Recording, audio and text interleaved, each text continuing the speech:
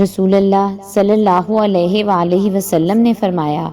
کون ایسا شخص ہے جو مجھ سے ان کلمات کو سن کر ان پر عمل کرے یا ایسے شخص کو سکھلائے جو ان پر عمل کرے۔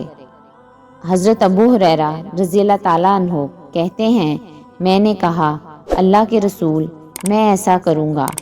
تو رسول اللہ صلی اللہ علیہ وآلہ وسلم نے ان 5 باتوں کو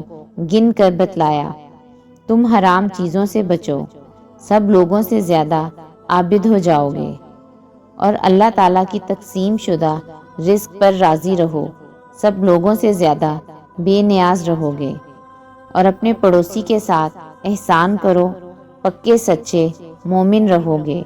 اور دوسروں کے لیے وہی پسند کرو جو اپنے لیے کرتے ہو، سچے مسلمان ہو جاؤ گے،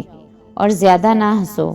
اس لیے کہ زیادہ ہنسنا دل کو مردہ کر دیتا ہے۔